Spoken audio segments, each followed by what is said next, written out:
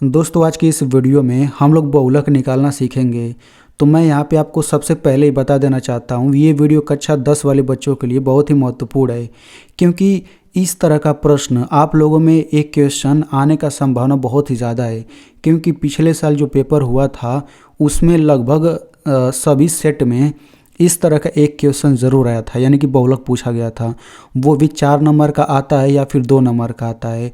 और मैं आपको बता दूं कि इसको लगाना बहुत ही सरल है। बस आपको एक सूत्र याद करना पड़ेगा और उसी सूत्र में सभी का मान रख दीजिए और बस उसको हल कर लीजिए, आपका आंसर आ जाएगा। ठीक है। और उस सूत्र, जिस सूत्र से ये लगने वाला है ना, देखिए वो सूत्र यही है। इस सूत्र को भी मैं आपको इसी वीडियो में याद करवा दूंगा। ठीक है। इसी सूत्र से ये लगेगा, यानी कि ये सूत्र अगर आपको आता है तो आप इतना समझिए कि आपको 4 नंबर मिल जाएगा आराम से। तो आप लोग इसे ज़रूर समझिएगा। ठीक है। तो चलिए वीडियो शुरू करते हैं। तो देखिए सबसे पहले हम ये जान लेते हैं कि बहुलक को इंग्लिश में क्या बोला जाता है। तो देखिए बहुलक को इंग्लिश में मोड कहा जाता है। ठीक है। अब देखिए इसी में आपको बारंबारता शब्द मिलेगा, तो इसे आप जरूर समझिए क्योंकि इसका प्रयोग ज़्यादा है। तो देखिए बारंबारता को इंग्लिश में बोला जाता है फ्रीक्वेंसी, और फ्रीक्वेंसी का पहला लेटर एफ लिया गया है, यानी कि बारंबारता को हम लोग स्मॉल एफ से दिखाते हैं। कहीं पर एफ लिखा है तो आप समझिए कि बारंबारता लिखा है। ठीक है। अब देखिए बहुलक का ये सूत्र होता है, इसी सूत्र से सवाल हल होगा। तो बहुलक बराबर आप देख सकते हैं ये जो भी सूत्र दिया गया है, इसमें मैं आपको सारा चीज़ बताऊंगा, एल क्या है, एच क्या है और ये सब। ठीक है। अब इसको आप लोग और ध्यान से सुनिए। देखिए बहुलक वर्ग हम समझते हैं क्या होता है। तो देखिए बहुलक निकालने के लिए हम लोग सबसे पहले बहुलक वर्ग निकालते हैं।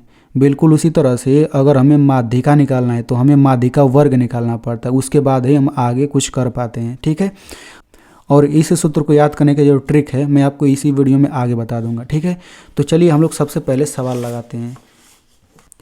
तो देखिए आपको ऐसे ही सवाल दे दिया जाएगा और यहाँ पे दिया जाएगा वर्ग अंतराल, और यहाँ पे आप देख सकते हैं वर्ग अंतराल में दो संख्या एक साथ आता है। ठीक है। और नीचे यहाँ पे देखिए बारंबारता दिया गया है। तो आपको सवाल ऐसे ही पूछा जाता है। तो देखिए यहाँ पे वर्ग अंतराल बोलिए या फिर वर्ग बोलिए, यानी ये वर्ग है या फिर वर्ग अंतराल बोलिए, ये भी वर्ग है, ये भी वर्ग है, ये भी वर्ग है। तो हमें यहाँ पे बहुलक निकालना है, तो सबसे पहले हमें खोजना पड़ेगा बहुलक वर्ग कौन है। तो बहुलक वर्ग ये भी हो सकता है, ये भी, ये भी, ये भी हो सकता है। ठीक है। तो सबसे पहले हम खोजते हैं बहुलक वर्ग क्या होता है। तो देखिए बहुलक वर्ग क्या होता है, इस बारंबारता में सबसे बड़ी संख्या क्या है, खोज लीजिए। तो इस बारंबारता में सबसे बड़ी संख्या ये 12 है। तो इसी 12 के ऊपर जो ये वर्ग दिख रहा है ना, इसी को बहुलक वर्ग बोलेंगे।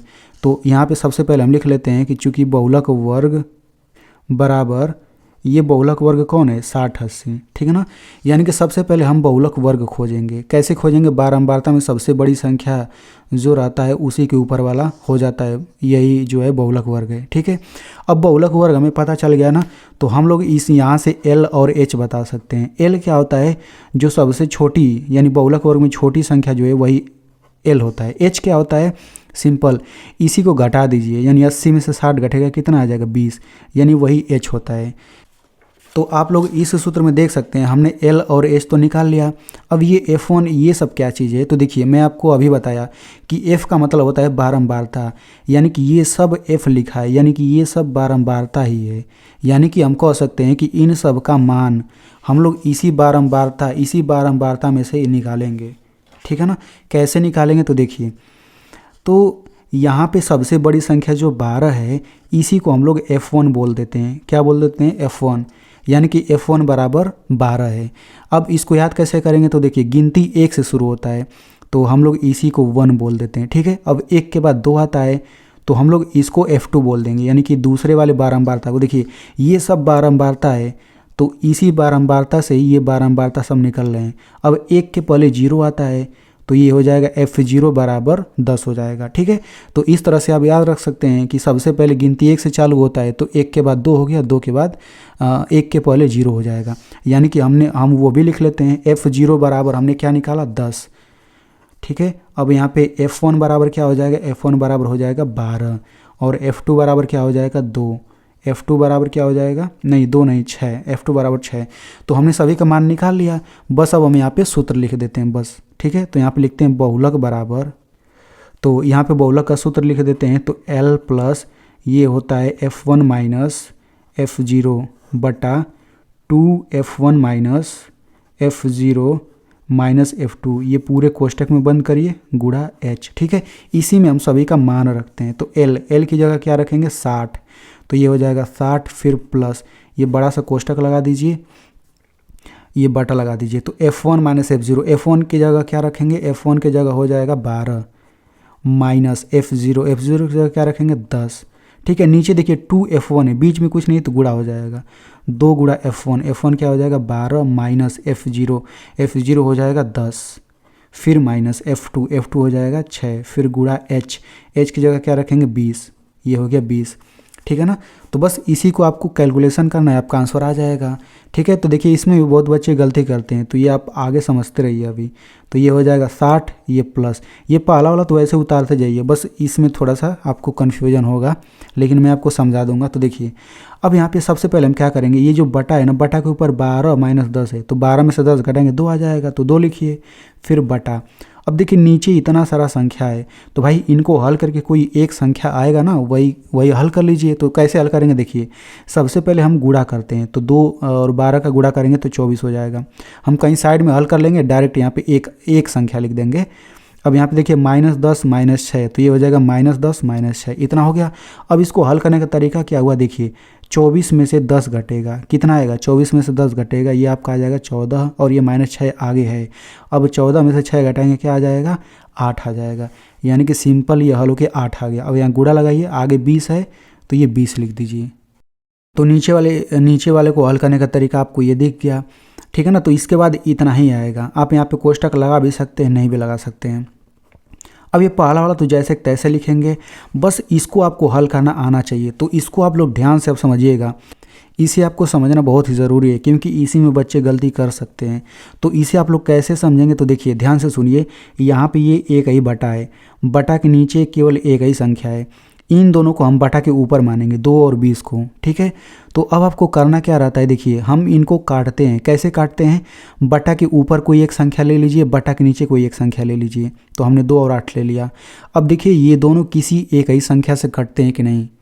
ठीक है, तो देखिए 2 और 8 है, 2 से दोनों कट जाते हैं, तो मैं दोनों को काट सकता हूँ। मैं चाहूँ तो ऊपर देखिए 20 ले लूँ, नीचे 8 ले लूँ। तो 20 और 8 है, दोनों किस संख्या से कटता है, दोनों संख्या 2 से कटता है, तो मैं दोनों को काट सकता हूँ। दोनों संख्या 4 से भी कटता है, तो मैं दोनों को 4 से भी काट सकता हूँ। समझ में आ गया, यानी सेम ही संख्या से हम काट सकते हैं। चलिए हम लोग इसको काटते हैं। तो हमेशा ऊपर से एक संख्या लेते हैं, नीचे एक संख्या, ऐसे काटते हैं। तो देखिए ये भी 2 से कटेगा, ये भी 2 से कटेगा, तो काटते हैं। तो 2 एकम 2, और ये 2 चौक 8। ठीक है, अब 2 कट गया, 2 की जगह अब 1 आ गया, 8 की जगह 4 आ गया। तो अब देखिए ऊपर से हमने एक संख्या 20 लिया, नीचे से संख्या 4 लिया। ठीक है ना, देखिए 4 और 20 दोनों ये भी कट जाता है, 4 एकम 4, 4 पच 20, तो हमने काट दिया। अब देखिए नीचे जब 1 आ जाता है ना, उसको छोड़ दीजिए, कोई दिक्कत नहीं। नीचे 1 का कोई मतलब नहीं, ऊपर बस गुणा कर लीजिए। यहाँ 1 है, यहाँ 5, इनका गुणा करेंगे तो 5 एकम 5, इतना हो गया। अब सिंपल इनको जोड़ लीजिए, तो 60 5 65, तो ये आपका यही आंसर हो जाएगा। समझ में आ गया। अब देखिए यहाँ पे मैं इस तरह का 2 सवाल और आपको समझाता हूँ, आपको हर एक चीज़ समझ आ जाएगा। देखिए मान लेते हैं आपने बहुलक वाला सवाल लगाया, और ये इतना आपने यहाँ तक ला दिया, यहाँ तक तो आप आराम से लगा सकते हैं। ठीक है, तो पहला वाला संख्या तो जैसे कि तैसे लिखेंगे, प्लस यहाँ पे समझिए, इसको वही काम फिर करिए। तो देखिए 12 और 20 दोनों बटा के ऊपर है, बटा के नीचे 8 है, तो ऊपर से मैंने 12 लिया, नीचे से 8 लिया। इन दोनों को देखिए किससे कटते हैं, दोनों 2 से भी कट जाते हैं, दोनों 4 से भी कट जाते हैं। ठीक है, तो आप जिससे मन करे उससे काटिए। चलिए मैं 2 से काटता हूँ, 2 छक्का 12, और ये हो जाएगा 2 चौक 8। ठीक है, अब मैंने ऊपर से संख्या 20 लिया और नीचे से 4 लिया। अब मैं देखिए ये भी 4 से कटता है, ये भी 4 से कटता है, मैं इनको काट सकता हूँ 4 से। मैं चाहूँ तो 6 और 4 ये भी ले सकता हूँ, भाई 2 से दोनों ये भी कट जाएंगे। ठीक ना, तो आप चाहें तो काट सकते हैं।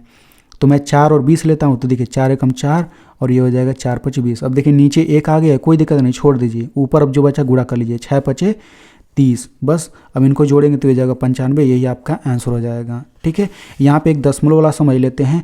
तो इसको कैसे हल करेंगे, ये हो गया 50 प्लस, इसको देखिए काटने की कोशिश करेंगे, नहीं कटेगा ना, तो सिंपल आप ऊपर गुणा कर लीजिए। 8 दूना 16 हो गया, और नीचे तो 7 रहेगा, तो 7 हो गया। पहला वाला संख्या जैसे का तैसा लिखिए, फिर प्लस। अब देखिए 16/7 है तो हम 7 से 16 में भाग करेंगे। तो देखिए भाग करेंगे तो यहाँ पे ये कट भी सकता है, नहीं तो ये लगातार आता भी जा सकता है। तो अगर कट जाता है तो अच्छी बात है, नहीं कटता है तो दशमलव के बाद केवल 2 अंक तक उसी को लिख लीजिए। तो 2.28 हम ले लेते हैं, 2.28 इतना हो गया। बस अब इन्हीं को जोड़ लीजिए। तो इनको जोड़ने का तरीका मैं आपको बताता हूँ। देखिए दशमलव के इधर जो ये 2 लिखा है ना, इनको जोड़ लीजिए। तो 50 + 2 क्या हो जाएगा, 52। आगे का जैसे कि तैसे यहीं पे दशमलव लगा के उतार दीजिए, तो आपका यही आंसर हो जाएगा। ठीक है, तो आई होप आपको समझ आ गया होगा। तो अभी हम लोग ट्रिक समझेंगे, सूत्र को याद करने का ट्रिक। लेकिन उससे पहले यहाँ पे एक महत्वपूर्ण चीज़ समझ लीजिए। देखिए हो सकता है कि आपको अधिकतर सवाल में ऊपर वर्ग अंतराल लिखा रहे, नीचे बारंबारता लिखा रहे। ऐसे लिख करके भी सवाल ऐसे पूछ सकता है, या फिर किसी सवाल में यहाँ पे वर्ग अंतराल नहीं लिखा रहेगा, यहाँ पे बारंबारता नहीं लिखा रहेगा। ऊपर लिखा जा सकता है, मान लीजिए ऐसे लिख दिया है, ऊपर लिख देगा प्राप्तांक, नीचे लिखेगा विद्यार्थियों की संख्या। ठीक है, तो आपको घबराना नहीं है भाई। हमेशा याद रख लीजिए कि जो एक संख्या होता है ना, वो बारंबारता होता है। यहाँ पे कुछ भी लिख दे वो बारंबारता ही हम लोग मानेंगे, समझ में आ गया। और जो 2 संख्या वाला होता है ना, वो वर्ग अंतराल हम उसको मानेंगे, यानी उसी में से हमारा बहुलक वर्ग निकलेगा। ठीक है, तो इतना आपको समझ आ गया होगा। चलिए अब हम लोग सूत्र को याद करने का ट्रिक देख लेते हैं। ठीक है, तो देखिए ये आपका बहुलक वाला ये आपका सूत्र है। ठीक है ना, तो इसमें L और S तो आपको याद हो जाएगा, बस ये बीच वाला आपको ये देखना है। ठीक है, तो चलिए मैं यहाँ पे सूत्र लिखता हूँ। तो ये हो जाएगा L प्लस, यहाँ पे कोष्ठक लगा दीजिए, यहाँ पे बटा लगा दीजिए, यहाँ पे गुणा H लगा दीजिए। अब देखिए आपको इतना तो याद हो सकता है, F माइनस F, इतना आपको याद हो जाएगा, बिल्कुल याद हो जाएगा। अच्छा मुझे एक चीज़ आप लोग बताइए। देखिए अगर मैं आपसे पूछूं कि 2x में से x घटाएंगे क्या आएगा, 2x में से x घटा देंगे तो भाई एक ही x ना बचेगा। 2x में से एक x घटा दे रहे हैं तो एक ही बचेगा। वैसे मैं अगर आपसे कहूँ 2f में से एक f घटा देंगे क्या बचेगा, एक ही f तो बचेगा। ठीक है ना, तो मैं अब क्या करूँगा, नीचे मैं -f को -f लिख लेता हूँ। भाई इतना दूर मैंने जैसे कि तैसे लिख लिया, इतना दूर यहाँ से f को मैं क्या लिख सकता हूँ भाई, देखिए 2f में से f घटाएंगे तो f आ जाएगा। मतलब आप इसको इतना याद कर लीजिए, f minus f, 2f minus f minus f, ये कहाँ से आया, देखिए भाई 2f में से f घटाएंगे तो f ही आएगा, यानी कि ऊपर नीचे वाला सेम अभी लिखा है एक तरह से देखा जाए तो। अब आपको 2 संख्या याद रख लेना है, 10 और 102। 10 और 102 आपको 2 संख्या याद करना है। आप इसको भी याद कर सकते हैं। देखिए यहाँ पर भी 10 है, यहाँ पर भी 10 लग गया, बस आगे 2 बढ़ गया है। तो ऊपर आप 10 लिख लीजिए और नीचे आप 102 लिख लीजिए। तो इस तरह से आपका फार्मूला बन जाएगा। तो इस तरीके से मैंने आपको सारा चीज़ समझा दिया। अगर आपको वीडियो अच्छा लगा हो तो इसे एक लाइक कर दीजिए। मिलते हैं अगली वीडियो में।